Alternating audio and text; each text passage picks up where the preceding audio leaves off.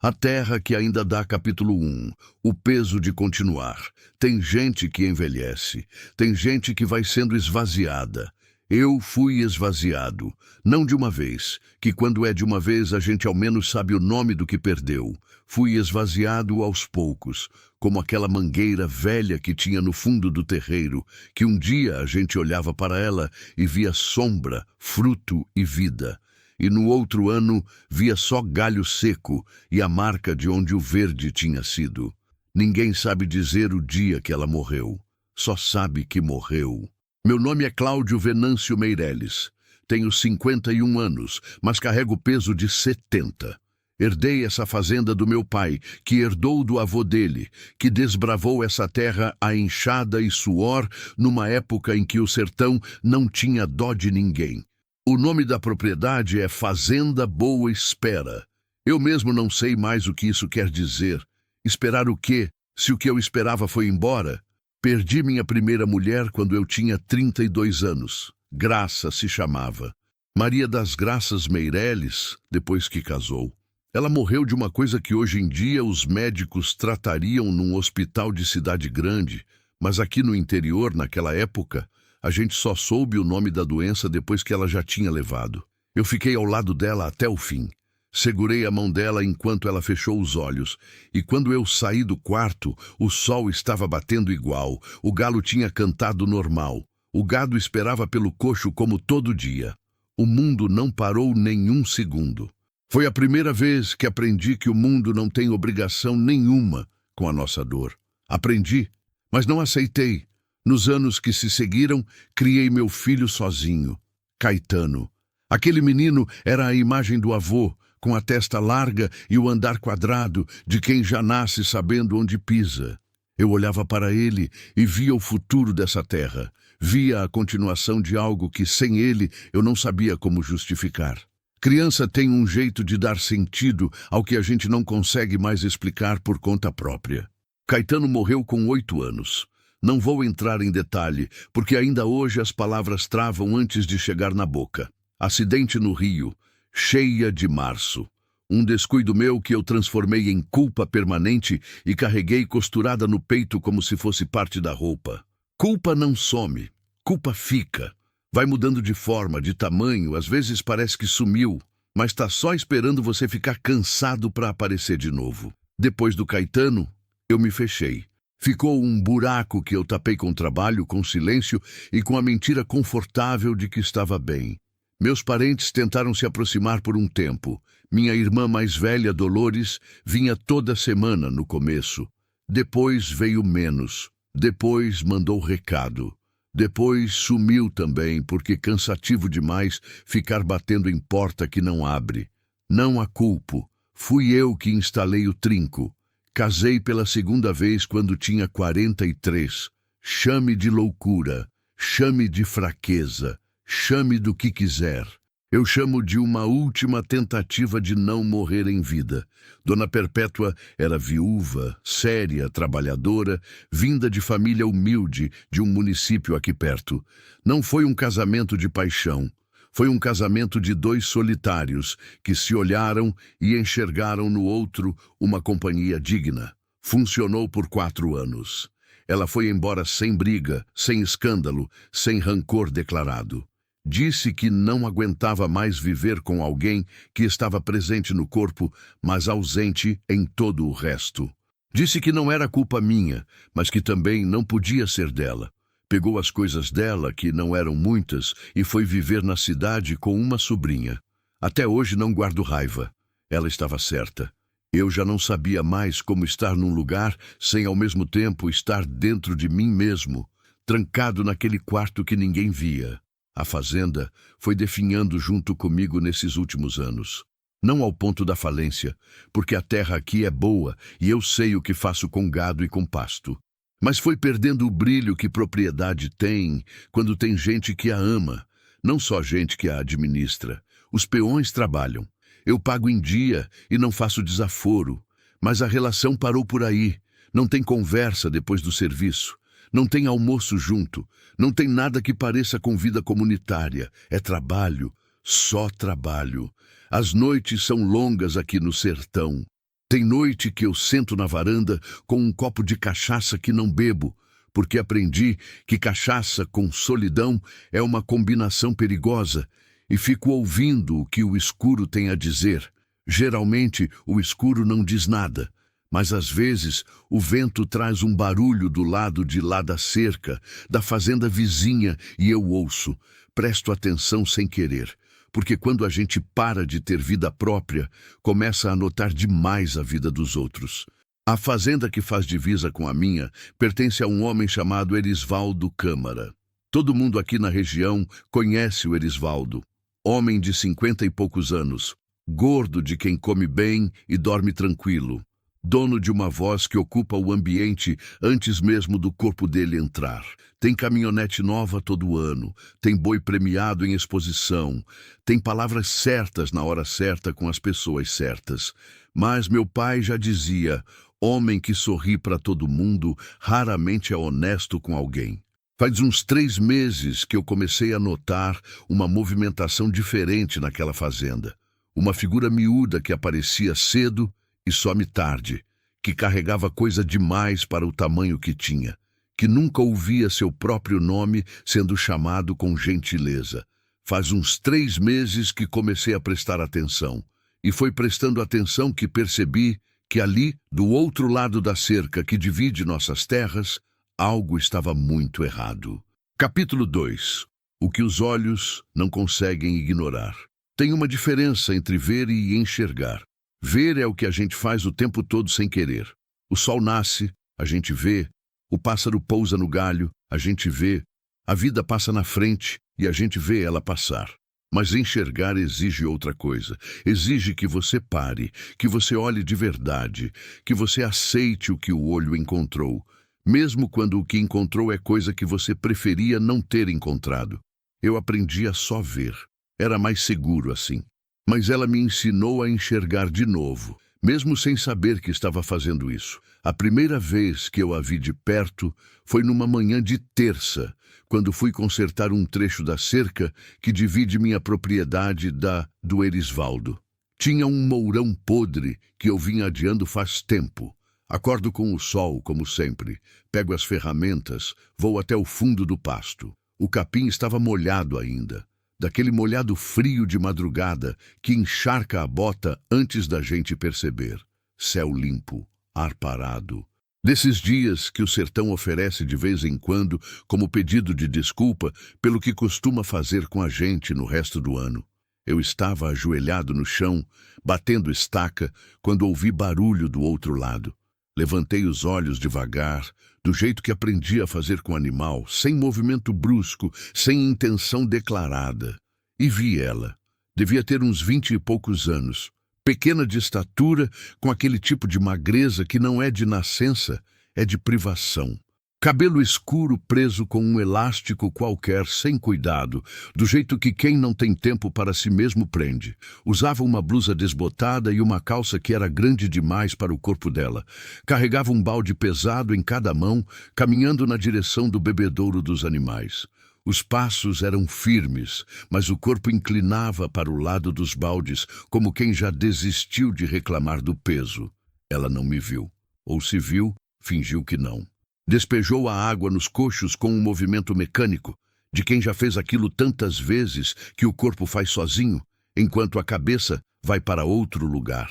Então pegou os baldes vazios e voltou na direção do poço, passando a uns 15 metros de onde eu estava. Foi quando eu vi o braço. Ela levantou o balde para pousar no gancho da roldana e a manga da blusa desceu. Uma mancha roxa, larga, do tipo que não vem de trombada em porta. Vem de mão, de pressão, de força feita contra quem não pode se defender.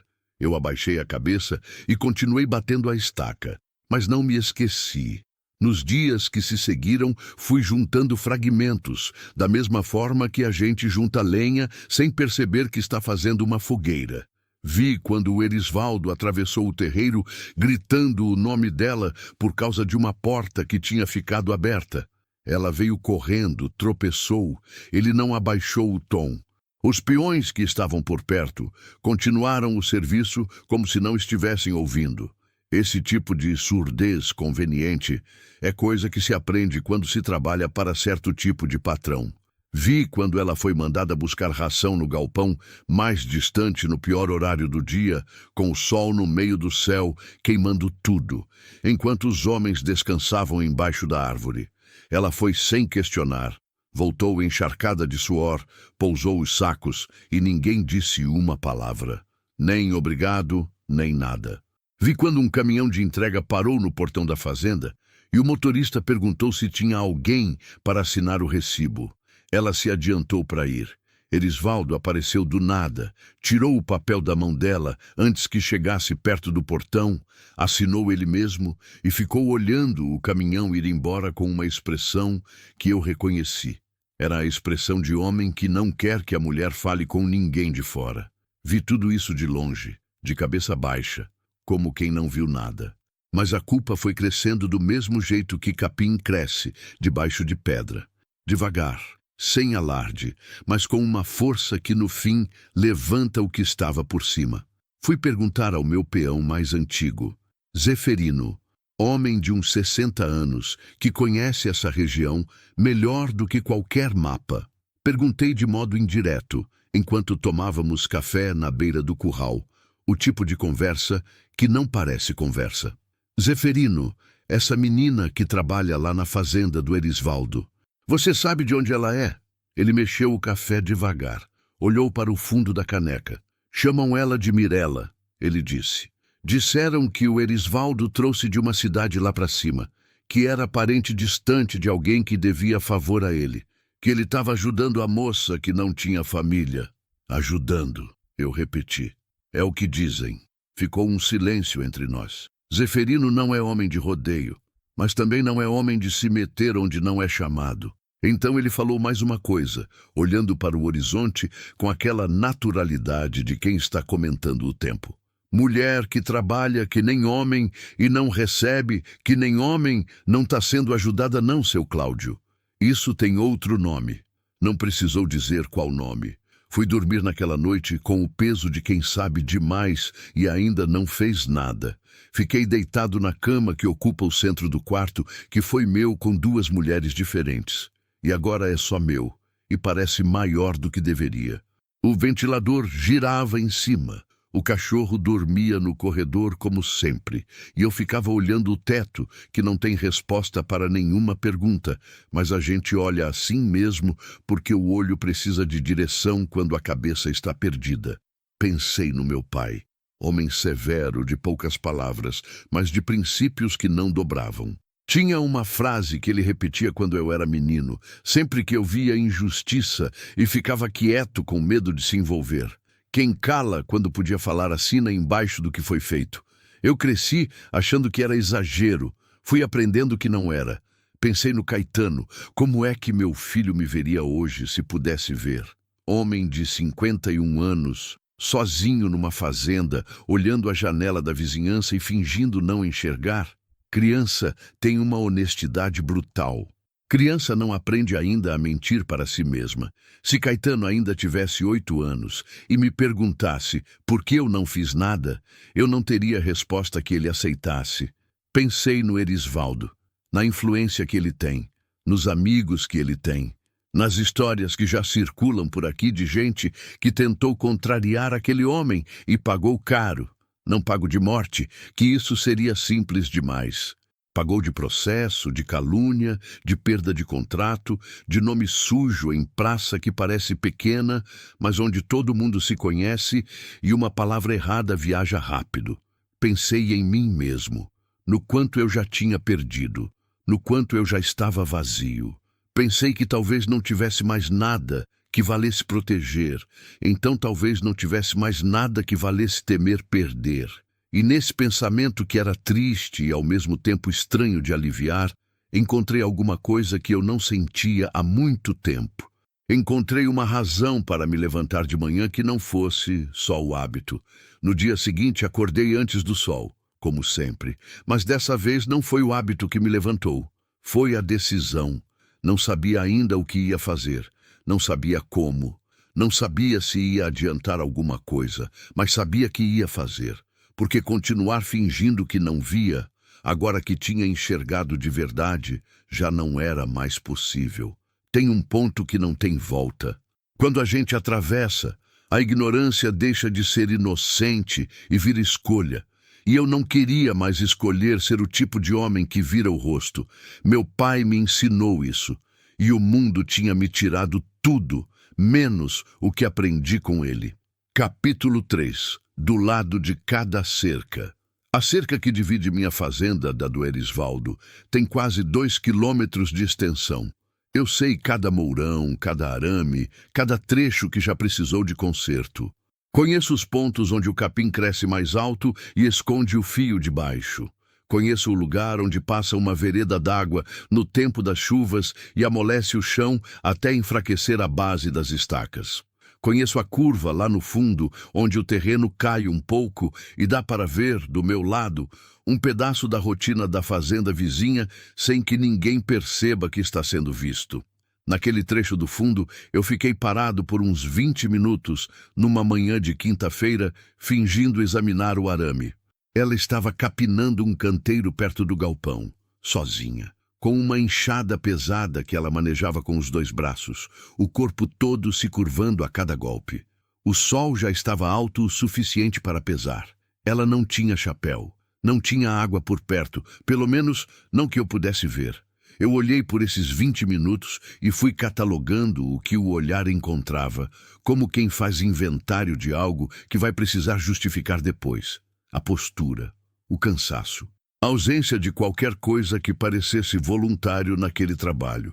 Tem uma diferença entre pessoa que trabalha duro porque quer e pessoa que trabalha duro porque não tem escolha. Não sei explicar essa diferença em palavras, mas reconheço ela no corpo, no jeito que os ombros caem, no jeito que os olhos não pousam em nada. Ela parou um momento, encostou a enxada na parede do galpão, levantou o rosto para o céu, fechou os olhos por uns 3 segundos. Não era descanso. Era o tipo de pausa que a gente faz quando precisa se convencer de que vai continuar. Então, abriu os olhos e me viu. Ficamos nos olhando por um segundo inteiro. Ela não fugiu, não gritou, não fez nenhum movimento. Só me estudou com aquele olhar que eu viria a conhecer melhor nos meses seguintes. Sério, direto, sem rancor declarado, mas também sem abertura. O olhar de quem aprendeu que estranho é risco até provar o contrário. Eu tirei o chapéu. Cumprimentei com um aceno de cabeça. Simples, do jeito que se cumprimenta alguém de longe quando não há nada mais a dizer. Ela não respondeu. Pegou a enxada de volta e voltou ao serviço. Fui embora sem dizer uma palavra. Mas alguma coisa tinha sido dito assim mesmo. Passei os dias seguintes pensando no jeito certo de agir. Esse é o problema de quem vive sozinho e pensa demais. A cabeça vira um tribunal que nunca encerra a sessão. Cada opção que eu levantava era imediatamente derrubada por outra parte de mim que encontrava o problema nela. Podia ir direto falar com o Erisvaldo. Podia dizer que notei, que não aprovava, que havia limite. Mas esse caminho eu descartei rápido. Homem que age daquele jeito dentro da própria propriedade não muda porque vizinho foi lá bater palma no portão. O que ia acontecer era alerta.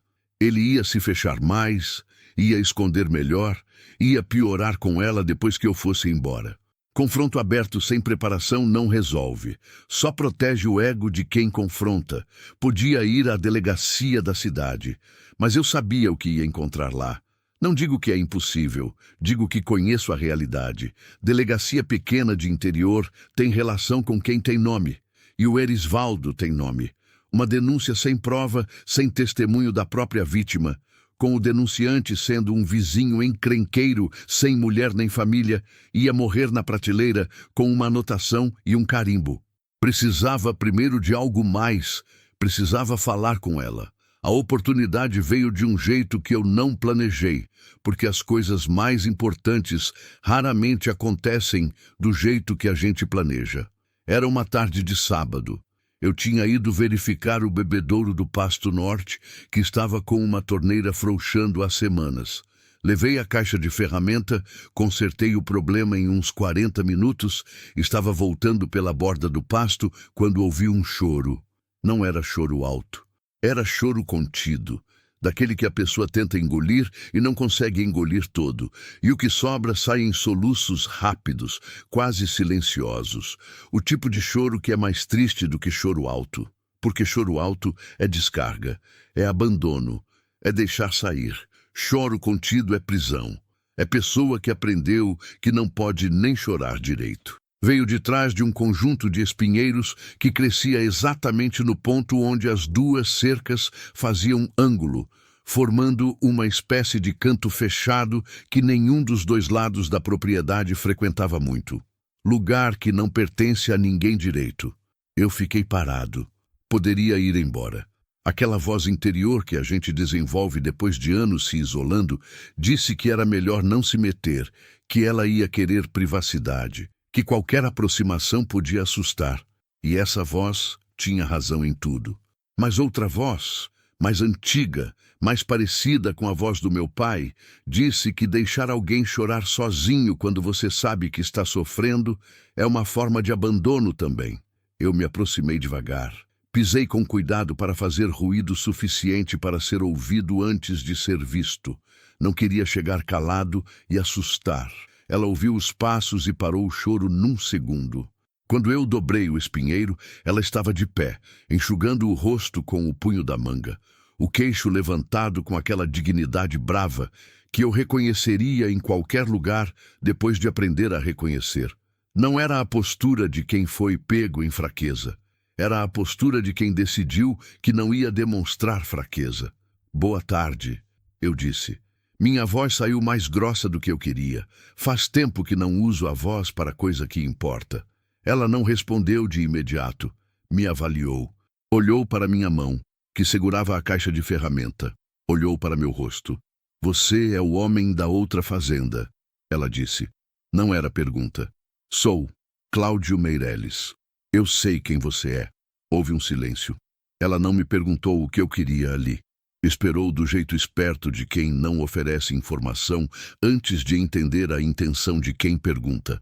Eu não vim bisbilhotar, eu disse. Ouvi barulho e vim ver se estava tudo bem. Está, ela disse. Seco. Definitivo. Eu olhei para o braço dela. A mesma marca roxa que eu tinha visto dias atrás, agora acompanhada de outra, mais nova, numa cor mais vermelha ainda. Ela seguiu meu olhar, puxou a manga, levantou o queixo um pouco mais. Eu caí, ela disse. Tudo bem, eu disse. E ali estava o jogo. Ela sabia que eu sabia. Eu sabia que ela sabia que eu sabia. Mas ela não estava pronta. E forçar alguém que não está pronto é tão violento quanto o que ela já estava sofrendo. Meu nome é Mirella, ela disse depois de um tempo, como se tivesse decidido me dar aquilo, só aquilo, como teste. Mirella, eu repeti só para mostrar que ouvi. Você consertou o que precisava consertar, ela disse olhando para a caixa de ferramenta, dispensando. Consertei, concordei. Qualquer coisa que você precise, a cerca está aqui. Eu passo por esse trecho todo dia de manhã. Entre as 6 e as 6:30. Ela não disse nada, mas também não disse que não. E era isso o que eu precisava. Virei as costas e fui embora sem apressar o passo, porque se eu apressasse, pareceria alívio, e alívio naquela situação seria fraqueza. Só quando dobrei de volta pelo pasto é que deixei o ar sair. Naquela noite eu sentei na varanda com meu copo de cachaça que não bebi, olhando para o escuro como sempre. Mas estava diferente. Não era a escuridão vazia de todas as noites. Tinha alguma coisa nela. Não sei chamar pelo nome certo. Era qualquer coisa entre responsabilidade e medo. Entre querer ajudar e saber que ajudar pode não ser suficiente. Pensei no quanto é difícil confiar quando a confiança já te custou caro demais. Pensei que ela tinha 20 e poucos anos e já sabia mais sobre isso do que muita gente de 50. Pensei que eu tinha 51 anos e estava aprendendo de novo o que é acordar com um propósito. E nessa mistura estranha de pensamentos, fiz uma coisa que não fazia há muito tempo. Rezei. Não sei se Deus ouve homem que ficou bravo com ele durante quase 20 anos. Mas rezei assim mesmo, pedi que ela tivesse força, pedi que eu tivesse juízo, pedi que o que estava errado ali do outro lado da cerca encontrasse alguma forma de ser corrigido, mesmo que eu não soubesse ainda qual era essa forma. O escuro não respondeu, mas o cansaço que eu carregava há anos pareceu um pouco mais leve essa noite. Só um pouco, mas já era alguma coisa. Capítulo 4. O que ela carregava. Ela apareceu na cerca numa quarta-feira. Eu estava passando pelo trecho do fundo, como tinha dito que passaria entre as 6 e as 6:30, fazendo o que faço toda manhã desde que me entendo por gente. Verificar o pasto, checar o gado, deixar o corpo ocupado enquanto a cabeça acorda devagar. Tinha neblina baixa naquele dia, daquela que o sertão produz nas manhãs frias de junho, que cobre o chão até a altura do joelho e faz tudo parecer flutuando. O sol ainda estava nascendo, laranja e tímido, sem calor ainda. Ela estava do lado de lá, encostada no mourão, com os braços cruzados sobre o peito. Não do jeito de quem espera com ansiedade, do jeito de quem chegou e ficou, sem saber direito o que fazer com a própria presença ali. Diminuí o passo quando a vi. Não parei de imediato, porque parar de repente poderia parecer susto, e susto constrói tensão onde eu precisava construir o contrário. Cheguei devagar, como quem está só cumprindo a rota normal. Bom dia, eu disse. Bom dia, ela disse. O silêncio que veio depois tinha textura diferente do silêncio de quando a gente não tem nada a dizer. Era o silêncio de quem tem coisa demais e não sabe por onde começa. Eu apoiei o braço na estaca e olhei para o pasto. Deixei o tempo correr. Aprendi com o gado que forçar a aproximação espanta, que às vezes o melhor que você faz é ficar quieto e deixar o outro decidir o ritmo. Você disse que qualquer coisa. Ela começou, parou, recomeçou. Você disse isso por educação ou disse porque quis dizer? Quis dizer, eu respondi, sem hesitar. Ela olhou para mim de lado, estudando. Por quê? Ela perguntou. Você não me conhece? Era uma pergunta honesta. Merecia resposta honesta. Não precisa conhecer alguém para saber que o que está acontecendo com ela está errado. Ela ficou quieta. Mexeu a ponta da bota na terra, abrindo um sulco pequeno. Todo mundo aqui sabe, ela disse com uma amargura tranquila, daquelas que já passaram pelo estágio da revolta e chegaram na resignação. Ninguém faz nada. Eu sei, disse. E isso também está errado. Ela me olhou de frente dessa vez, direito nos olhos, e eu sustentei o olhar sem piscar, porque era isso que ela estava testando. Se eu desviava, ela ia embora e nunca mais voltava. Não desviei. Ela começou a falar devagar, como quem desenterra coisa que foi enterrada com cuidado e não sabe bem o que vai encontrar embaixo. Mirella tinha 22 anos. Era de uma cidade pequena, a 300 quilômetros dali, filha de mãe que morreu quando ela tinha 17 e pai que ela não conheceu. Tinha uma tia que a criou, mas a tia tinha seus próprios filhos, sua própria vida apertada. E quando Mirella completou 18, a mensagem implícita era clara. Estava na hora de se virar.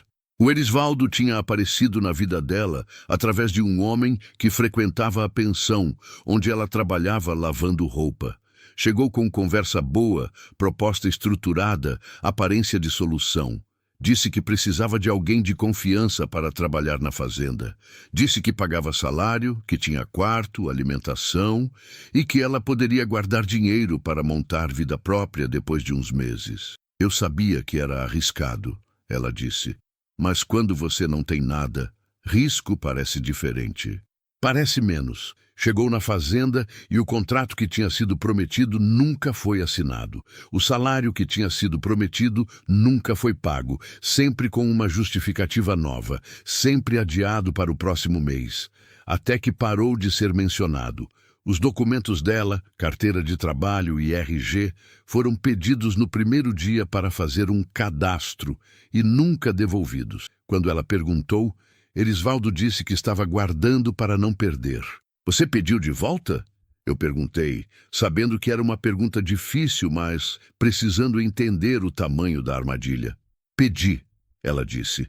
A voz não tremeu. 2 vezes. Na terceira vez que fui pedir, ele deixou bem claro o que ia acontecer se eu continuasse pedindo. Não precisou detalhar. A marca no braço já tinha detalhado. O trabalho era de sol a sol, sem folga garantida, sem limite definido. Podia ser chamada a qualquer hora, para qualquer tarefa, do manejo do gado à limpeza da casa principal. Comia o que sobrava. Dormia num quarto no fundo do galpão, que tinha uma janela pequena com vidro quebrado que o frio de junho atravessava de noite, como se parede não existisse. Mas o que ela descreveu com mais detalhe não foi o trabalho pesado, não foi a fome às vezes, não foi o frio de noite, foi o controle. Ele não precisa bater toda hora, ela disse. A maioria das vezes é a voz mesmo. O jeito que ele olha. As coisas que ele diz quando tem peão por perto, que parecem brincadeira, mas não são. É um controle que vai entrando devagar, que vai convencendo a gente de que o erro é nosso, que a culpa é nossa, que a gente merece aquilo. Ela fez uma pausa. Eu sei que não mereço. Eu sei disso aqui. Tocou a cabeça. Mas tem dia que o de cá, tocou o peito, não consegue concordar com o de lá. Eu ouvi tudo sem interromper. Quando ela terminou, ficamos em silêncio por um tempo. A neblina já tinha levantado. O sol estava mais alto, começando a ter calor. Algum pássaro chamava de dentro do mato fechado no fundo do pasto. Você não se vê como vítima, eu disse. Não era acusação, era observação. Ela franziu a testa levemente. Vítima é quem não resistiu, ela disse. Eu resisti todo dia. De um jeito ou de outro, eu resisti todo dia. Eu pensei nessa frase por muito tempo depois. Perguntei se ela queria sair de lá. A pergunta era óbvia, mas precisava ser feita, porque querer sair e estar pronta para sair são coisas diferentes. E confundir as duas é um erro que as pessoas cometem quando estão tentando ajudar e acabam atropelando. Ela não respondeu na hora. Olhou para o horizonte. Mastigou a resposta antes de falar. Querer eu quero, ela disse. Mas eu já tentei uma vez. Eu esperei. Uns 4 meses atrás. Peguei o pouco que tinha.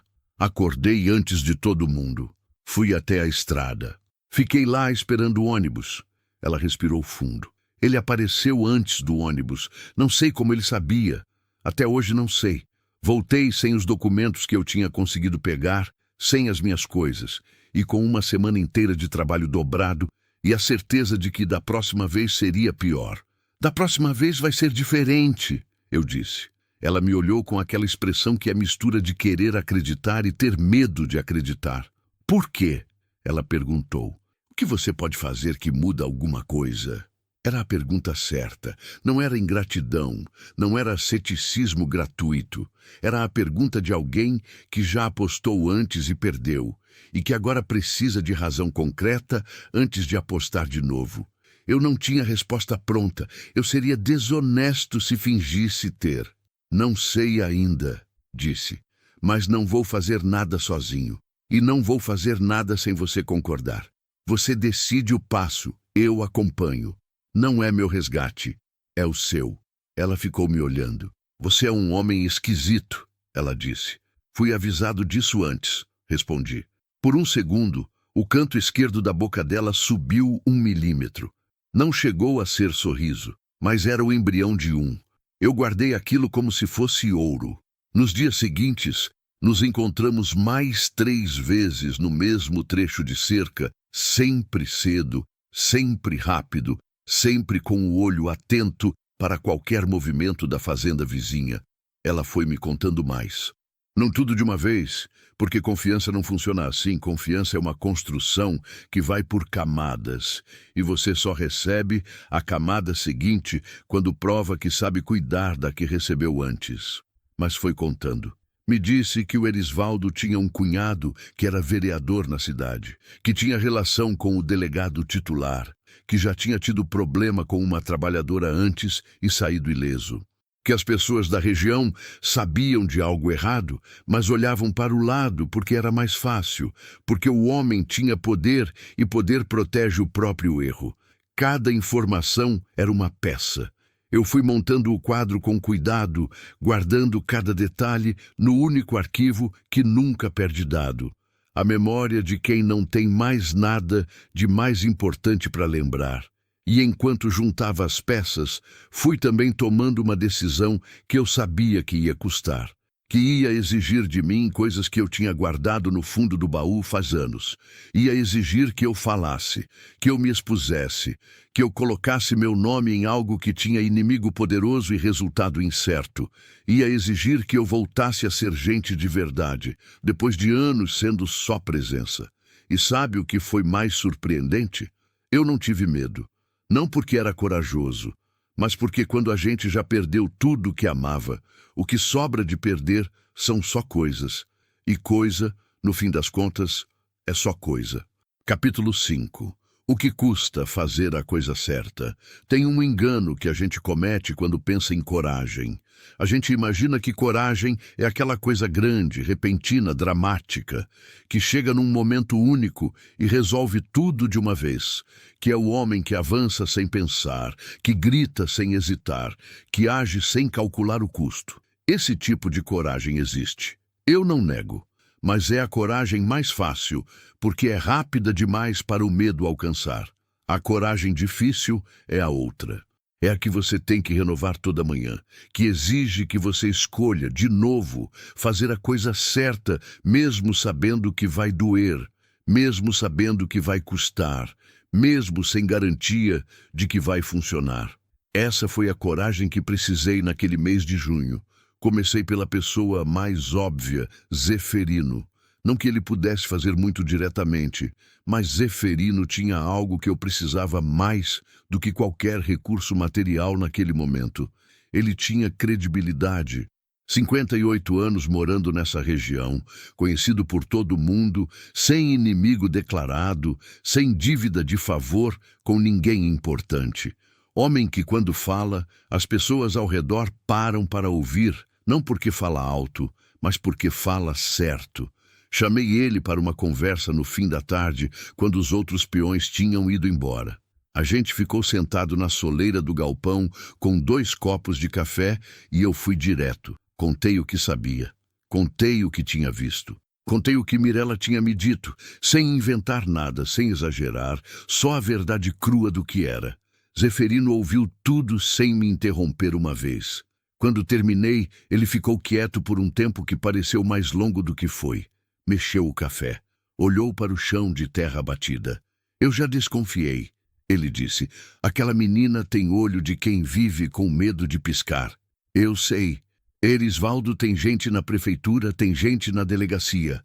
Você sabe disso. Eu sei. Vai ser feio, seu Cláudio. Para você especialmente. Homem sem família, sem partido, indo contra homem com os 2. Vão falar que é inveja, que é maledicência, que você está inventando história. Eu sei disso também. Ele me olhou. Aquele olhar lento e pesado de quem está medindo se a decisão é sólida ou é impulso. Por que você está fazendo isso? Ele perguntou, sem julgamento na voz. Genuíno.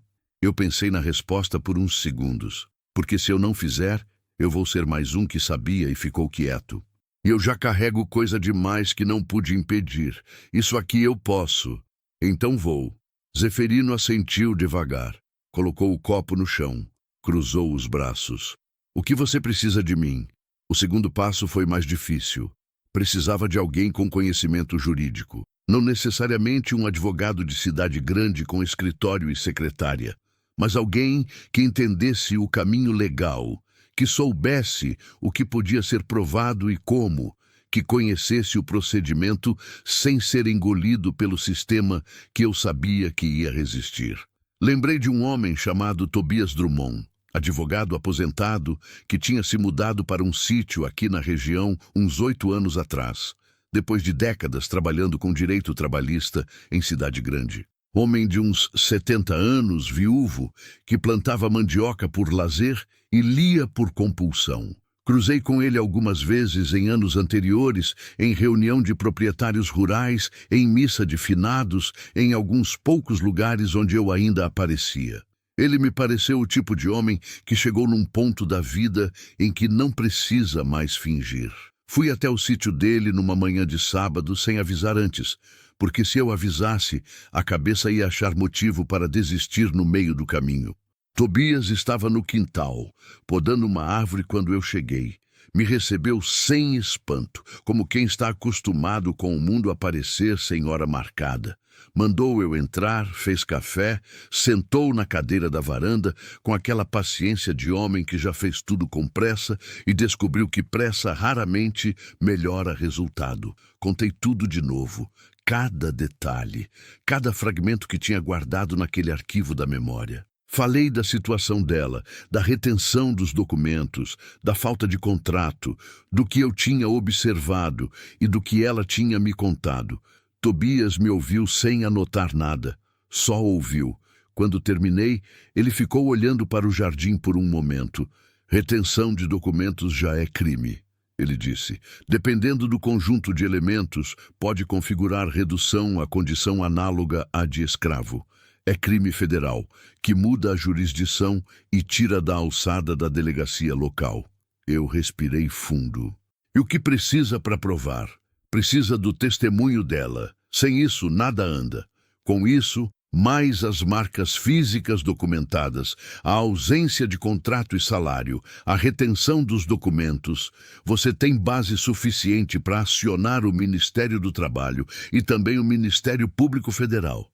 Ele fez uma pausa. O problema não é o direito. O problema é sempre o mesmo. Fazer a roda girar quando a roda está enferrujada por interesse. Ela tem que querer, eu disse. Eu não vou forçar nada. Ele me olhou com uma expressão que não era surpresa exatamente, mas era algo próximo de reconhecimento. Certo, ele disse. Quando ela estiver pronta, você volta aqui. Eu ajudo no que puder, sem cobrar nada. Por quê? Perguntei. Mirella tinha me ensinado a perguntar isso. Tobias sorriu. Primeira vez que eu via ele sorrir. Porque eu passei 30 anos cuidando de direito trabalhista e vi mais violação do que quero lembrar. E porque quando a gente chega na minha idade e olha para trás, o que fica não é o que a gente ganhou, é o que a gente fez quando podia fazer. Saí do sítio dele com algo concreto nas mãos pela primeira vez. Voltei a Mirella no dia seguinte com o que tinha apurado. Ela me ouviu na cerca, de braços cruzados, com aquela expressão de quem quer acreditar, mas foi ensinada a desconfiar. Quando falei sobre o advogado, sobre a possibilidade real, sobre o que a lei dizia a respeito do que estava sendo feito com ela, alguma coisa mudou no rosto dela. Não foi alívio imediato. Foi mais como quando a gente vê luz no fim de um corredor escuro e ainda não sabe se é saída ou ilusão. E se não der certo? Ela disse. Pode não dar, eu falei. Não vou mentir para você. Tem gente que vai resistir, vai ter obstáculo, vai ter dia que vai parecer que não adianta. Mas não dar certo do jeito que a gente quer não é o mesmo que não mudar nada. Às vezes, o processo é o que protege. Ela ficou quieta. Olhou para a fazenda do Erisvaldo, que ficava visível dali, com a casa principal e o galpão e o quintal, onde ela passava a maior parte dos dias. Se eu falar, ela disse devagar, eu preciso saber que tem para onde ir. Não tenho família, não tenho dinheiro, não tenho documento. Falar sem ter para onde ir é só trocar um problema pelo mesmo problema em outro lugar. Era a fala mais estratégica que eu já tinha ouvido de alguém em situação de vulnerabilidade. Ela não estava pedindo para ser salva. Estava exigindo uma estrutura. Estava pensando 2 passos à frente, porque quem sobrevive tempo suficiente aprende a não se mover sem calcular a aterrissagem. Eu olhei para ela. Tem trabalho na minha fazenda, eu disse. Salário em carteira, contrato assinado, quarto separado, direito à folga, direito a ir e vir quando quiser. Não é favor, é emprego, com documento. Ela me olhou por um tempo longo. Por que você faria isso? Porque preciso de gente boa trabalhando aqui, eu disse.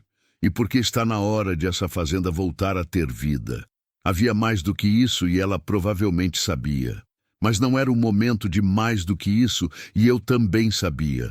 A conversa que mais custou não foi com Tobias, não foi com Zeferino, não foi nem com Mirela, foi comigo mesmo. Naquela noite, sozinho na varanda, fui honesto do jeito que a gente só consegue ser quando não tem mais ninguém para impressionar. Me perguntei se estava fazendo aquilo pela razão certa, se não estava me usando de uma situação alheia para preencher o buraco que a vida tinha feito em mim, se a minha solidão não estava disfarçada de altruísmo. E a resposta honesta foi, talvez um pouco dos dois. Mas aprendi com o tempo que motivo puro não existe, que gente age por mistura de razão sempre e que o que define o caráter não é ter motivo limpo, é que o resultado seja digno. Se eu ajudasse Mirela a sair de lá com vida, com documento, com trabalho e com liberdade, o fato de que isso também me fazia sentir menos vazio não tornava a ajuda menor. Me perguntei também no que eu estava me metendo. Erisvaldo tinha mais recurso, mais contato, mais disposição para briga do que eu. Podia me processar, podia me difamar, podia usar o vereador cunhado para criar obstáculo onde não deveria existir. E eu estava sozinho, sem partido, sem proteção, além do que a lei oferecia a quem acredita que ela ainda funciona.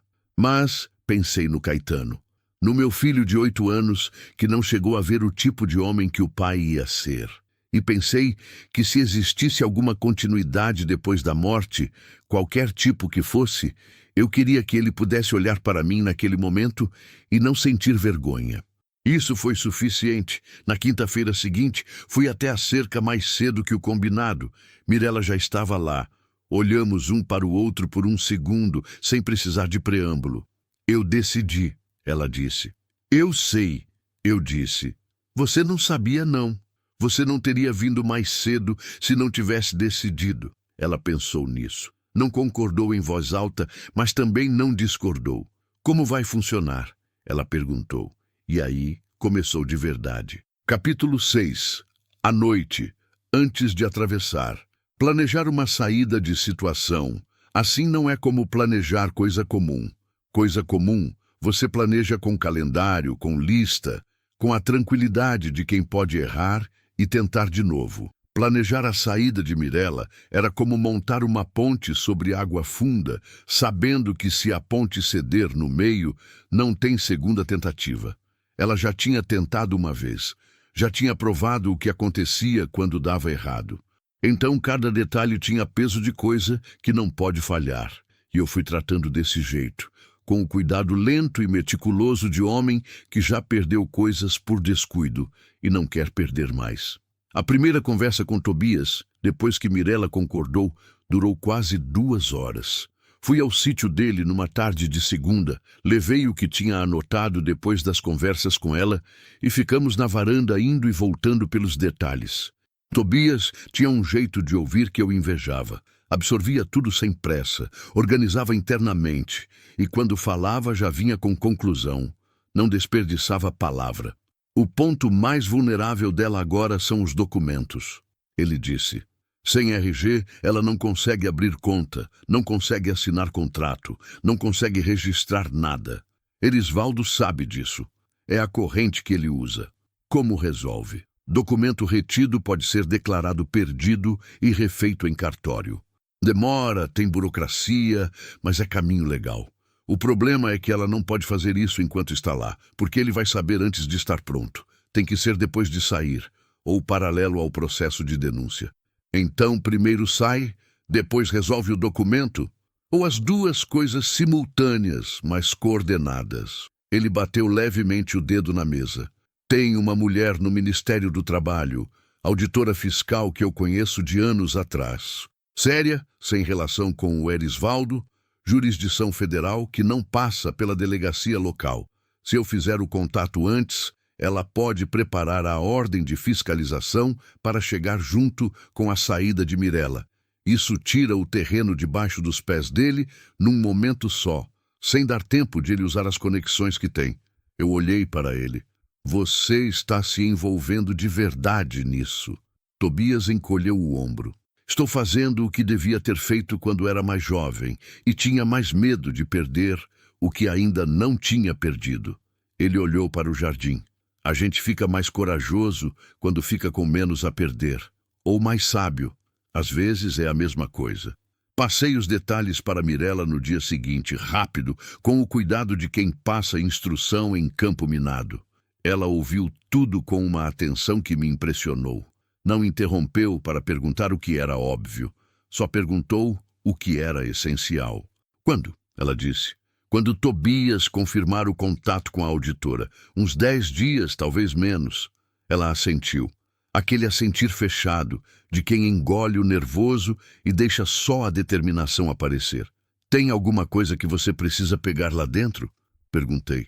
Alguma coisa que não pode deixar para trás. Ela pensou por um momento. Uma coisa só parecia. Tenho uma foto da minha mãe escondida no forro do colchão. Mas nada que seja meu de verdade. Uma foto. Tudo o que ela tinha de vida anterior cabia em uma foto escondida no forro de um colchão num quarto de galpão. Engoli a raiva que veio, porque raiva naquele momento não servia para nada, além de ocupar espaço que precisava de clareza. A foto você pega na noite que sair, mas nada que possa ser percebido faltando antes da hora. Eu sei, ela disse. E no jeito que disse, ficou claro que ela tinha pensado nisso antes de eu pensar. Que ela vinha planejando mentalmente alguma versão disso faz tempo. E que o que eu trouxe foi só o caminho concreto que ela ainda não tinha. Os 10 dias seguintes foram os mais longos que eu vivi em muito tempo. Não porque aconteceu muito, porque aconteceu de menos. E quando a gente está esperando o momento certo, o silêncio do tempo pesado é insuportável, de um jeito diferente do silêncio comum. O silêncio comum é vazio. Esse silêncio era cheio de coisa que ainda não tinha acontecido. Fiz minha rotina normal. Acordei com o sol, cuidei do gado, organizei os peões, voltei para a casa no fim do dia. Mas dentro de tudo isso havia uma camada segunda de atenção que ficou ligada sem descanso. Ficava de olho no movimento da fazenda do Erisvaldo. Ficava atento a qualquer mudança no padrão. Qualquer coisa diferente podia significar que ele desconfiou. Zeferino ficou de perto também, sem que eu precisasse pedir. Homem que entende de lealdade sem precisar receber instrução. Às vezes, ele aparecia perto da cerca do lado de lá, com alguma justificativa de trabalho, e ficava de olho no que eu precisava que ficasse de olho. Não falávamos muito sobre isso. Não precisava. Na segunda noite dessa espera, tive um sonho com o Caetano.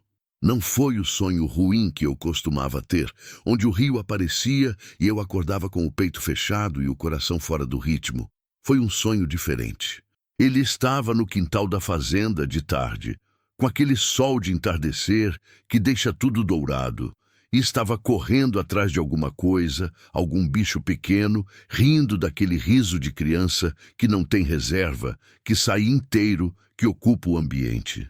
Eu estava parado na varanda olhando para ele, e no sonho eu me senti em paz, de um jeito que não me sentia há quase 20 anos. Acordei com os olhos molhados, mas não foi um choro de dor, foi de outro tipo. Não sei o nome exato, mas era mais leve. Tobias confirmou o contato com a auditora na quinta-feira da semana seguinte. O nome dela era Doutora Fernanda Siqueira, do Escritório Regional do Ministério do Trabalho. Tobias tinha explicado o caso a ela com os elementos que eu tinha fornecido, sem identificar Mirella pelo nome ainda, por precaução. Ela tinha dito que o conjunto de elementos era suficiente para justificar fiscalização e que poderia mover a equipe em até 48 horas após receber a formalização. 48 horas. Liguei para Tobias de noite do celular, com a voz baixa mesmo sem ninguém por perto, porque situação assim faz a gente agir como se as paredes ouvissem. É suficiente? Perguntei. Para ele não ter tempo de esconder nada ou de usar as conexões que tem? Sim. A ordem federal neutraliza o cunhado vereador e o delegado local. Eles não têm jurisdição para interferir. E se ele tentar intimidar ela antes da equipe chegar? Tobias ficou um momento em silêncio. Esse é o risco que não conseguimos eliminar completamente. Por isso, a saída dela tem que ser na mesma noite que eu mandar a formalização. Ela sai. Eu mando. Em 48 horas a equipe chega lá e ele não tem como se preparar porque não sabe que está vindo. Fechei o telefone e fiquei parado no meio do quarto por um tempo. Então, fui até a cerca no dia seguinte, mais cedo do que o combinado, e esperei. Mirella apareceu uns 15 minutos depois. O sol ainda estava nascendo, o ar frio, o campo coberto por aquela neblina baixa de junho que tinha se tornado a moldura das nossas conversas. É para esse sábado, eu disse. Ela fechou os olhos por um segundo. Quando abriu, estavam secos e firmes. Que horas? 00:30. Quando tiver certeza que todo mundo dormiu, você pega a foto e vem até essa cerca aqui.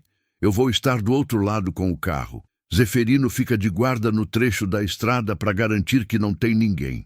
E depois, direto para a cidade. Tobias arrumou lugar para você ficar essa noite, casa de uma sobrinha dele que não tem relação com ninguém daqui. De manhã, você vai com ele regularizar a situação do documento e dar o testemunho para a auditora. Ela ouviu tudo, processou tudo.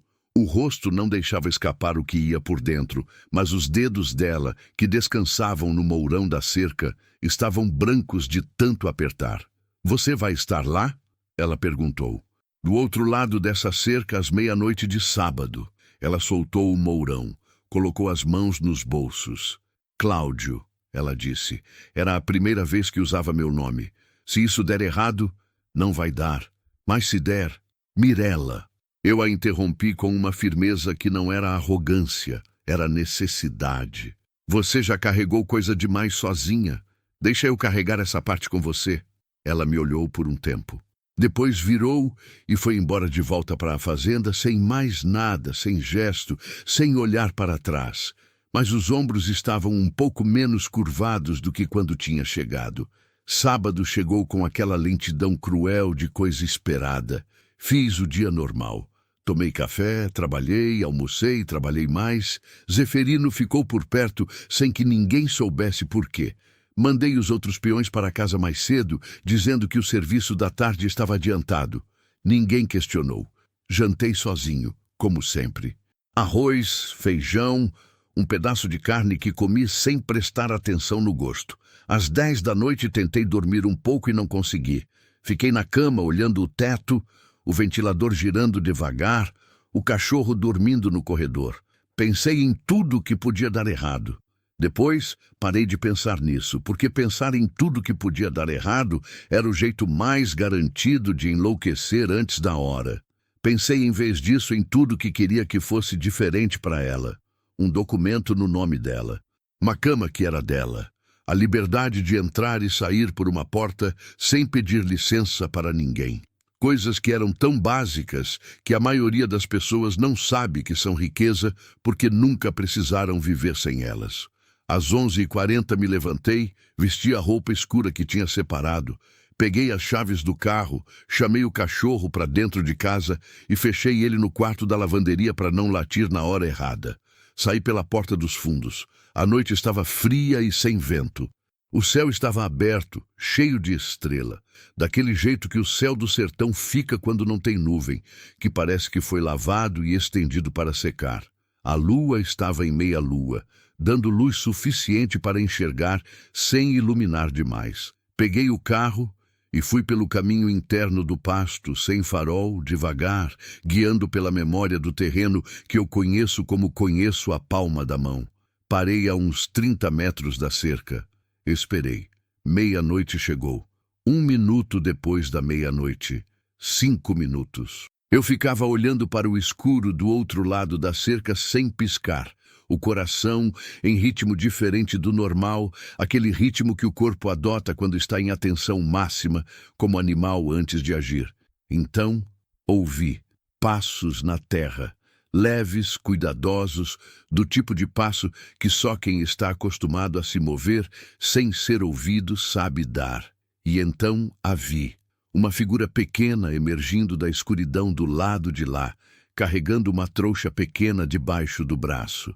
andando rápido, sem correr, porque correr faz barulho e barulho chama a atenção. Chegou até a cerca, passou pelo ponto mais baixo que eu tinha identificado dias antes e ficou do meu lado da cerca. Ficamos nos olhando por um segundo que durou mais do que um segundo.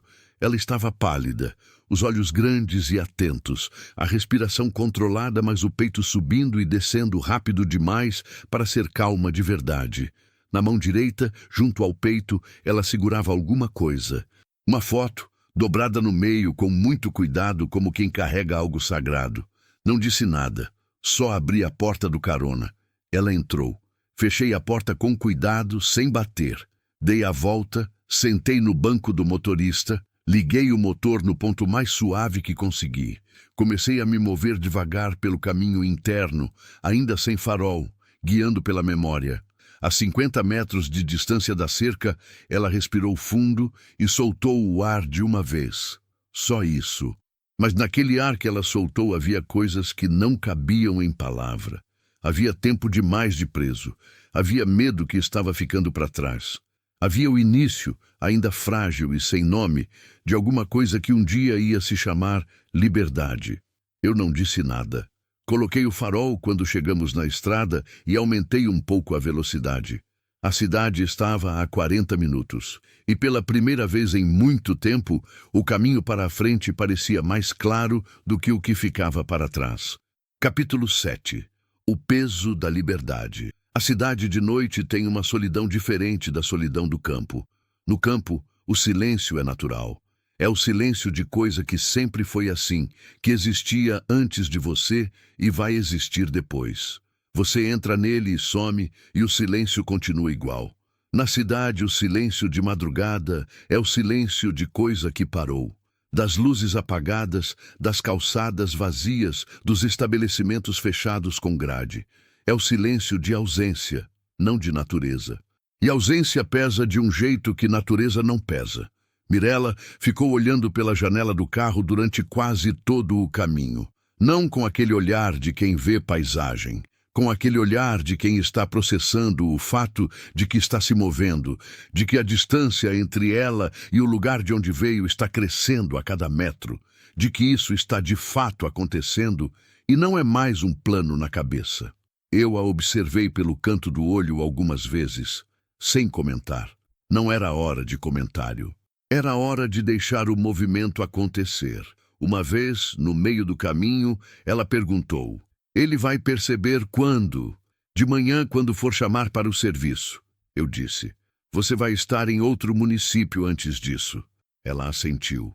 Ficou quieta mais um tempo. "Você acha que ele vai vir atrás?" Eu pensei na resposta com cuidado. Podia mentir com gentileza, dizer que não, que estava tudo resolvido, que podia ficar tranquila. Mas ela não merecia mentira com gentileza. Já tinha sido enganada com gentileza antes. "Pode tentar," eu disse, "mas vai encontrar a lei na frente. E lei federal é diferente de delegacia local. Ele não tem como pagar essa." Ela olhou para a estrada. "Você tem certeza?" "Tenho certeza que fizemos tudo que estava ao nosso alcance para que funcione. O resto é o que é." Ela considerou isso. Aceitou, não porque fosse completamente suficiente, mas porque era honesto, e ela sabia reconhecer honestidade. A sobrinha do Tobias se chamava Conceição, mulher de uns 40 anos, cabelo grisalho cortado curto, expressão serena de quem já viu coisa suficiente para não se impressionar mais. Nos recebeu na porta com a luz interna acesa, sem fazer cerimônia, sem perguntas desnecessárias. Abraçou Mirella de um jeito que só quem foi instruído por Tobias poderia abraçar, com firmeza, sem afobação, do jeito que diz: "Estou aqui", sem precisar dizer em voz alta. "O quarto está pronto," ela disse. "Tem toalha limpa e roupa de cama nova. Se quiser comer alguma coisa, a cozinha está aberta." Mirella ficou parada por um segundo na soleira da porta, olhando para dentro da casa. Depois olhou para mim. "Você vai ficar?" ela perguntou. Não era pedido de que eu ficasse. Era pergunta genuína sobre o que acontecia a seguir. "Vou dormir no carro aqui na frente essa noite," eu disse. De manhã, Tobias chega cedo e a gente segue com os próximos passos. Ela olhou para o carro, olhou para mim. E você não precisa dormir no carro. Eu sei que não preciso. Então por que vai? Porque você acabou de sair de um lugar onde alguém decidia tudo por você. Não vou entrar na casa de outra pessoa antes que você me convide. Ela ficou me olhando por um tempo longo. Aquele olhar de quem está medindo a intenção e encontrando algo que não esperava encontrar. Entre, ela disse. Conceição fez café. Sentamos na mesa da cozinha, os três, e ficamos em silêncio por um tempo que não era constrangedor. Era o silêncio de gente que passou por coisa intensa e precisa de um momento antes de voltar a usar palavras. O café estava forte e quente e era exatamente o que precisava ser. Às 2 da manhã, Mirella foi para o quarto. Antes de sair da cozinha, parou na porta, de costas, e disse sem se virar: "Obrigada, Cláudio." Eram as primeiras palavras de agradecimento que ela me disse em todo aquele tempo. Não porque fosse ingrata, mas porque ela não era o tipo de pessoa que agradece antes de ter certeza de que o que está agradecendo vai se sustentar. Agradecimento prematuro, para ela, era vulnerabilidade. Agora, ela tinha certeza suficiente. "Não precisa", eu disse. "Preciso sim", ela disse. E foi. Dormi 3 horas na cadeira da sala, sem pedir, sem explicar. Conceição colocou uma manta em cima de mim em algum momento da madrugada. Acordei com o cheiro de café fresco e o som de Tobias batendo na porta às 7 da manhã. Pontual como sempre foi em toda a vida, imagino. Ele entrou, cumprimentou, sentou, foi direto. Fernanda confirmou. A equipe de fiscalização sai às 8 horas. Chega na fazenda do Erisvaldo antes das 10. Ele não vai ter aviso. "E os documentos dela?" perguntei. "Cartório abre às 9. Mirella vai comigo. Declaramos a perda. Abrimos o processo de segunda via. Vai levar algumas semanas para ficar pronto, mas o protocolo já serve como documento provisório para tudo o que precisar hoje." Mirella apareceu na cozinha enquanto Tobias ainda falava. Tinha dormido alguma coisa pelo jeito, mas não muito. Olheiras fundas, cabelo ainda molhado do banho, mas a postura era diferente. Não completamente diferente, porque trauma não some com uma noite de sono, mas havia algo no modo que ela entrou na cozinha, naquela casa que não era a dela, que era mais seguro do que havia sido em muito tempo.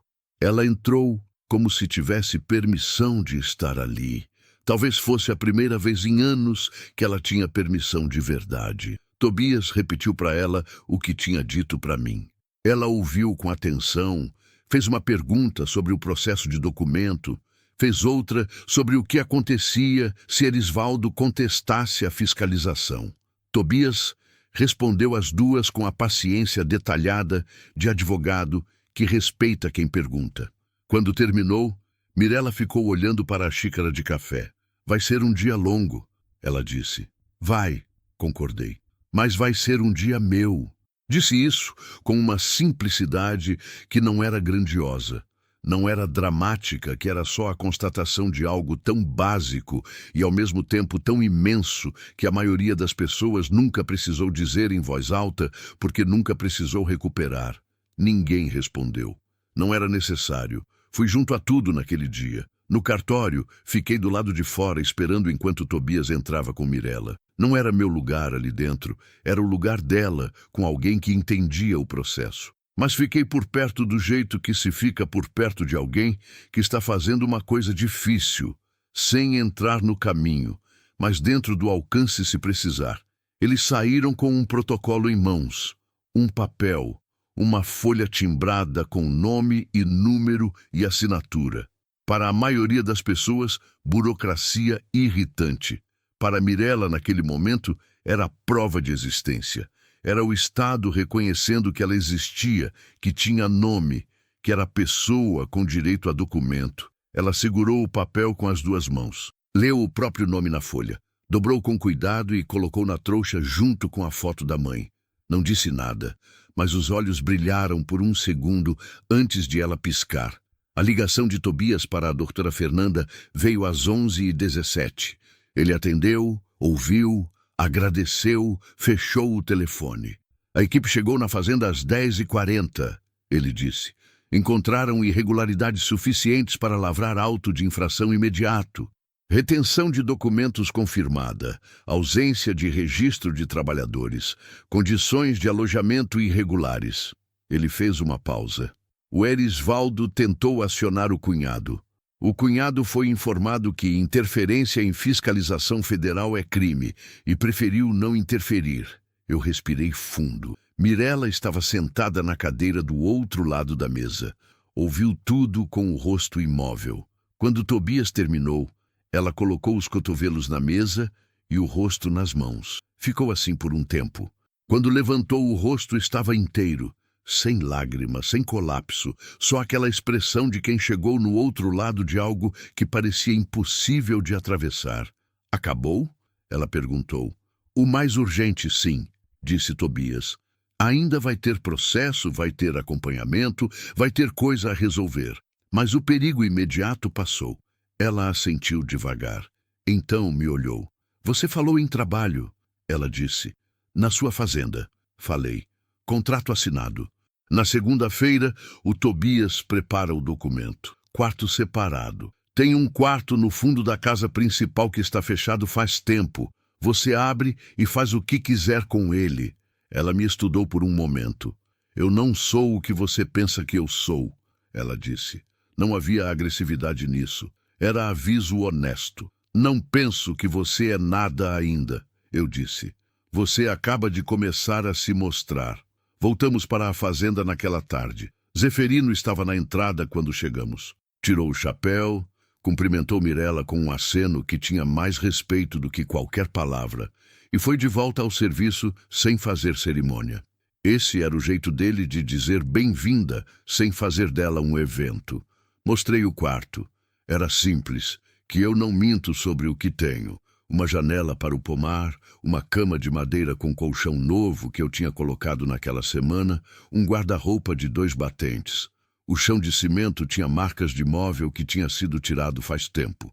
A parede tinha uma umidade no canto que precisava ser tratada, mas a janela dava para o pomar, e a tarde entrava por ela com luz laranja de fim de dia que fazia até parede, sem cuidado, parecer bonita.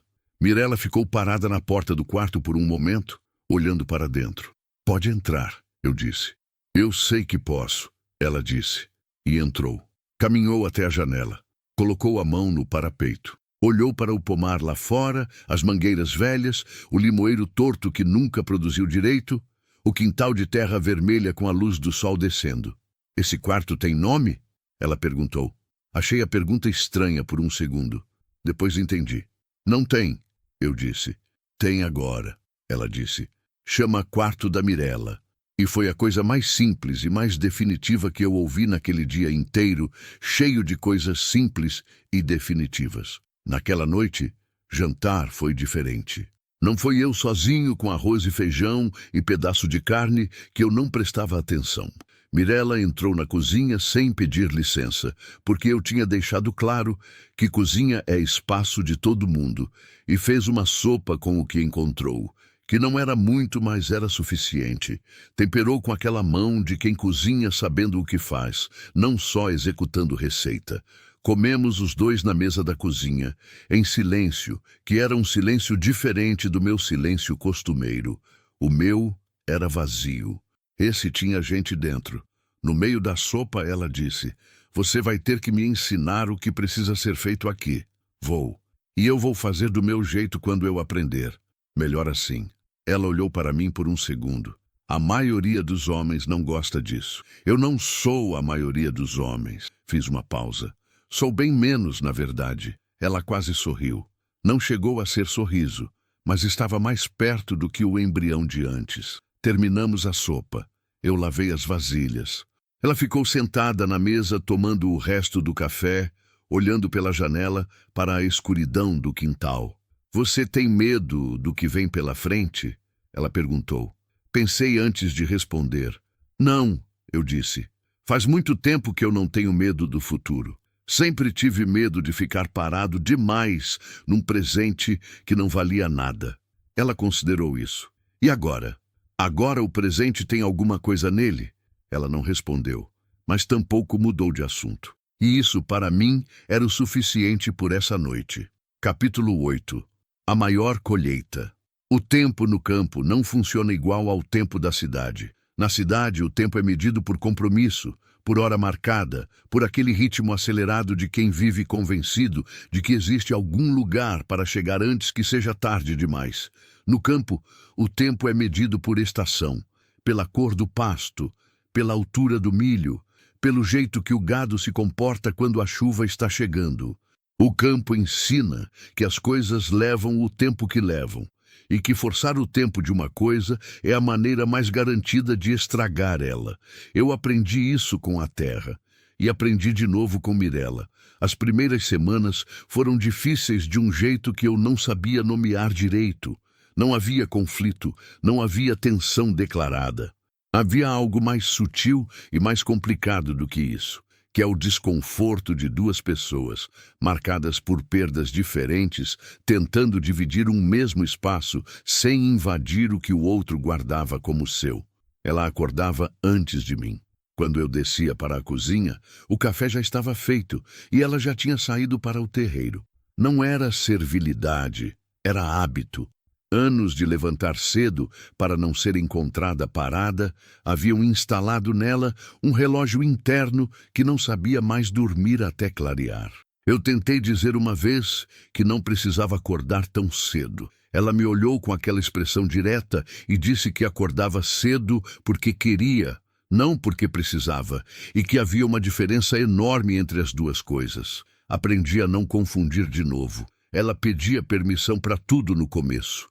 Para usar a segunda prateleira do armário, para abrir a janela da sala, para pegar uma fruta do pomar, e cada vez que pedia, eu dizia a mesma coisa: não precisa pedir. E ela ouvia, assentia, e na vez seguinte pedia de novo, porque hábito construído sob pressão não some com uma palavra gentil, some com tempo e com repetição e com a prova constante de que o ambiente é diferente do que era antes. Então eu parei de dizer: não precisa pedir. Comecei a responder como se fosse conversa normal. Ela perguntava se podia abrir a janela, eu dizia que sim, que o calor estava pesado mesmo. Ela perguntava se podia colher limão, eu dizia que sim, que o limoeiro precisava ser aliviado mesmo. Tratei cada permissão como diálogo, não como concessão. E aos poucos, sem data marcada, as perguntas foram mudando de tom. Foram deixando de ser pedido e virando comentário.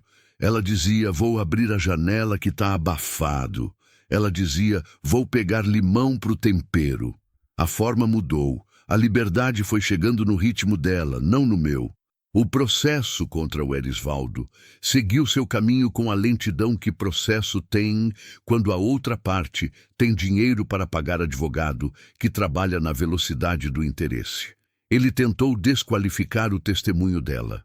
Tentou pintar Mirella como mentirosa, como oportunista, como mulher que inventava história para prejudicar o homem que tinha feito bem a ela. Usou o vocabulário que esse tipo de homem sempre usa, que é o vocabulário de quem chama vítima de ingrata e chama libertação de traição. Tobias estava à frente de tudo isso. A doutora Fernanda Siqueira continuou presente, séria, com os documentos da fiscalização, que eram provas concretas que nenhuma narrativa de advogado bem pago conseguia desfazer. O cunhado vereador ficou quieto depois do aviso que tinha recebido. O delegado local, entendendo que a jurisdição federal não lhe deixava espaço para a manobra, também se manteve distante. Houve momentos em que Mirella ficou sabendo de algum movimento do processo e ficava quieta por um dia inteiro. Não triste, exatamente, tensa, do jeito que fica quem aprendeu que quando parece que passou, às vezes não passou. Nesses dias eu não forçava a conversa. Ficava por perto fazendo o que precisava ser feito e deixava o silêncio ser o que ela precisasse que fosse. Uma tarde, num desses dias, ela estava sentada no degrau da varanda, olhando para o pomar com expressão fechada. Eu passei por ali com uma ferramenta, vi, continuei andando. Na volta parei. Quer café? Perguntei. Ela olhou para mim. Você sempre oferece café quando não sabe o que dizer. Porque café é real, eu disse. Quando não sei o que dizer, ofereço coisa real. Ela ficou me olhando por um segundo. Depois disse, quero sim. Fiz o café, trouxe 2 copos. Sentei no degrau do lado dela sem encostar, com espaço entre os dois como sempre havia. E ficamos ali tomando café, olhando para o limoeiro torto até o sol começar a baixar. Não foi preciso mais nada. O documento dela ficou pronto numa sexta-feira de agosto. Tobias trouxe pessoalmente até a fazenda, o que não precisava, mas era o jeito dele de marcar o momento. Chegou no fim da tarde, estacionou o carro, entrou no quintal onde Mirella e eu estávamos organizando umas mudas para o canteiro novo que ela tinha decidido fazer perto da cerca do fundo. Ela estava com as mãos na terra quando ele chegou. Tobias entregou o envelope sem cerimônia. Ela se levantou, limpou as mãos na calça, abriu o envelope, tirou o documento. Ficou olhando para ele por um tempo que foi silencioso para todo mundo. Eu olhei para o nome impresso ali, Mirella Aparecida Souza. Foto recente, tirada numa cabine de papelaria na cidade. Número de registro, data de nascimento, uma identidade devolvida. Ela dobrou o documento com cuidado, colocou no bolso da calça, agradeceu ao Tobias com firmeza e sem exagero, como quem agradece a alguém que fez algo sério, não algo sentimental. Tobias foi embora satisfeito da maneira silenciosa que homem satisfeito fica quando não precisa de reconhecimento para saber que fez bem. Quando o carro dele sumiu na estrada, Mirella ficou parada um momento com a mão no bolso, onde tinha colocado o documento. Como você tá? Perguntei. Ela pensou.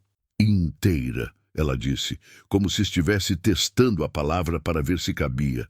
Acho que tô inteira. Voltou para as mudas sem mais nada, e eu fiquei ali parado por um segundo entendendo que inteira, depois de tudo que ela tinha passado, era a palavra maior que existia.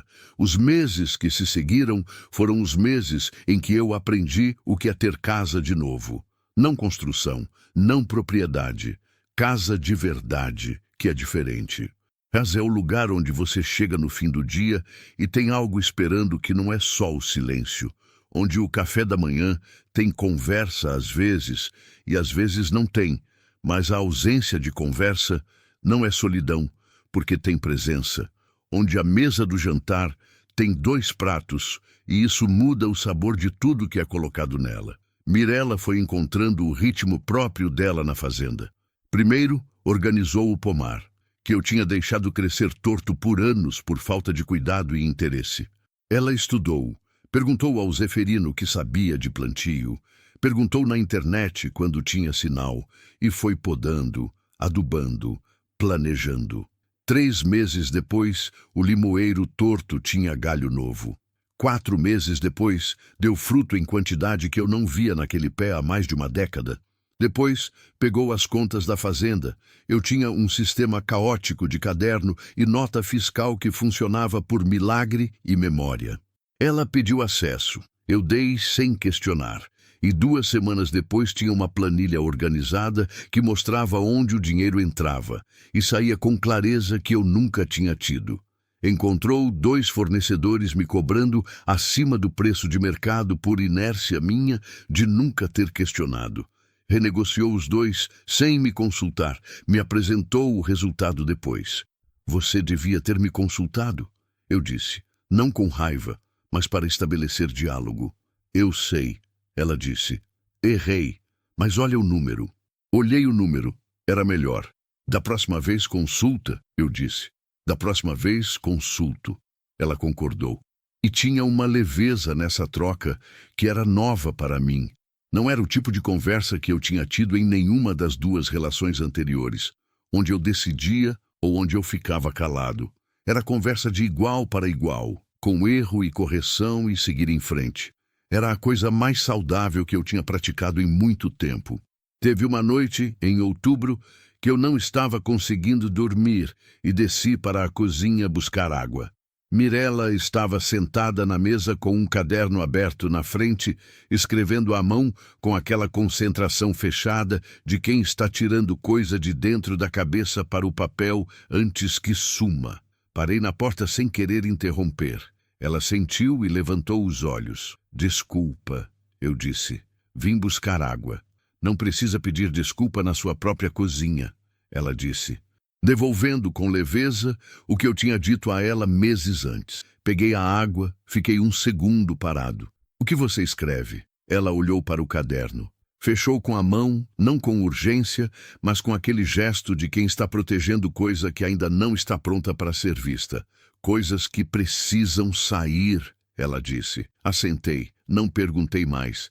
Mas antes de eu sair da cozinha, ela disse, você sabia que eu tentei ir embora 3 vezes antes da 4ª que funcionou? Parei. Não sabia. 3 vezes sozinha que não deu. Ela olhou para o caderno fechado. Na 4ª vez tinha você do outro lado da cerca. Ela fez uma pausa. Não foi você que me tirou de lá, Cláudio. Eu que me tirei. Mas você foi a diferença entre eu chegar e não chegar. Eu não sabia o que fazer com aquilo.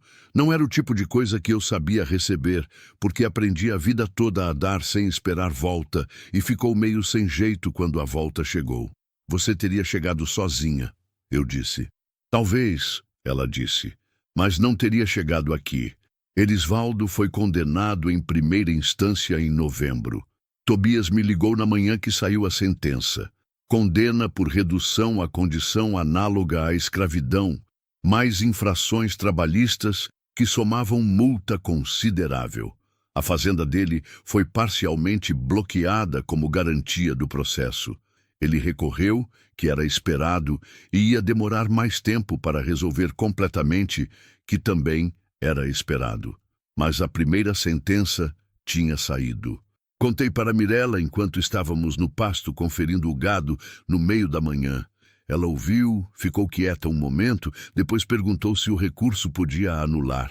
Pode reduzir, eu disse, mas a condenação é difícil de reverter com as provas que tem. Ela assentiu. Continuou andando pelo pasto. Como você está? Perguntei pela 2ª vez em meses, com a mesma pergunta que ela tinha respondido com inteira. Ela pensou por mais tempo dessa vez. Aliviada, ela disse, e com raiva ainda. As duas coisas juntas. Faz sentido. Faz. Ela olhou para mim. Porque às vezes parece que não deveria ter raiva, que deveria só estar feliz que acabou. Raiva de injustiça é justa, eu disse. Quem não tem é que está errado. Ela caminhou mais uns passos. O gado pastava ao redor, indiferente como o gado sempre é. Meu pai me disse uma coisa parecida uma vez. Eu disse, sem planejamento, que homem que não sente raiva de coisa errada é porque já desistiu de achar que devia ser diferente. Ela me olhou de lado. Você fala pouco do seu pai. Falo pouco de tudo. Eu sei. Ela quase sorriu. Mas quando fala vale. O ano virou com a fazenda diferente. Não diferente de forma grandiosa. Não diferente de forma que qualquer um, passando na estrada, pudesse apontar. Diferente por dentro. No ritmo, na temperatura, naquele conjunto indefinível de coisa que separa lugar, que tem vida de lugar que só tem movimento. O pomar produzia. As contas estavam em ordem. Zeferino andava com um ânimo que eu não via nele há anos, porque peão antigo sente quando o patrão está bem antes de o patrão saber que está bem. Os outros peões tinham começado a ficar para a conversa depois do serviço às vezes, coisa que nunca acontecia antes. E eu tinha descoberto que conversa com gente que trabalha a terra é diferente de qualquer outra conversa porque tem chão embaixo. E eu estava diferente também. Não curado, que cura completa é coisa que não existe para certos tipos de ferida, mas diferente, mais leve de um jeito que não era leveza de quem perdeu o peso, era leveza de quem aprendeu a carregar diferente.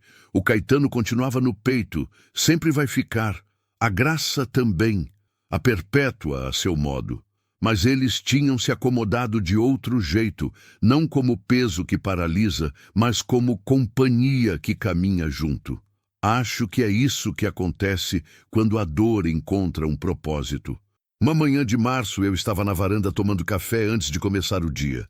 O sol nascia devagar, laranja e rosado, daquele jeito que o sertão nasce quando quer mostrar do que é capaz, quando não está sendo cruel.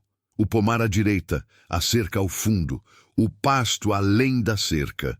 Mirella apareceu na porta com o copo dela, sentou na cadeira do lado sem perguntar, porque tinha aprendido que a varanda era de todo mundo.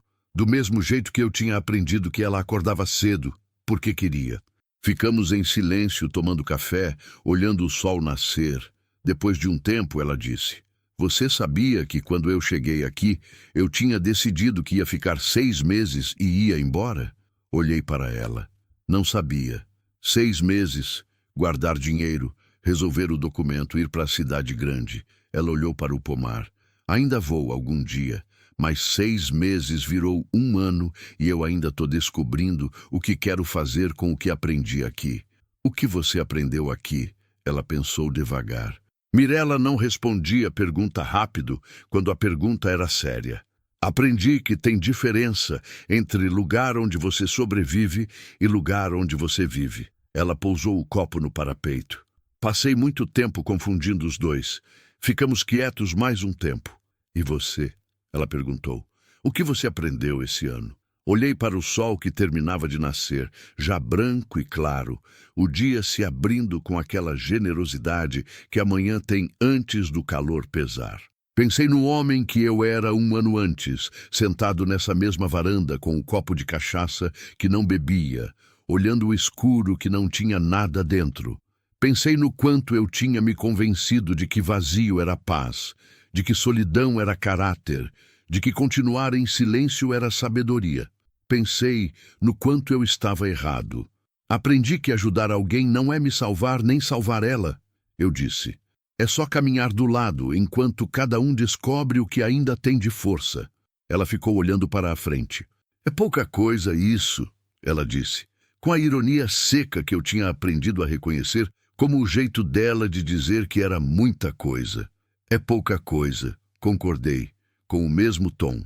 O cachorro saiu pela porta e foi deitar no sol do quintal, como toda manhã. O pássaro que morava no limoeiro torto começou a chamar como toda manhã. O dia começou a esquentar, como todo dia. E eu entendi, sentado naquela varanda que foi silenciosa por anos demais, que a fazenda se chamava Boa Espera por alguma razão que meu avô sabia e que eu tinha esquecido. Que esperar não é ficar parado, é estar pronto quando o que importa chega. A maior colheita que eu fiz em 51 anos de vida não nasceu do pasto, não nasceu do gado, não nasceu da terra vermelha que herdei do meu pai e que um dia vou deixar para quem vier depois. Nasceu da decisão de não virar o rosto. Nasceu da coragem de atravessar uma cerca. Nasceu de uma mulher que resistiu todo dia, de um jeito ou de outro, e que me ensinou que resistir também é força, mesmo quando o mundo insiste em chamar de fraqueza. Bom dia, Mirella. Bom dia, Cláudio. O sol estava no alto, e a terra, que nunca mente, estava dando. Fim.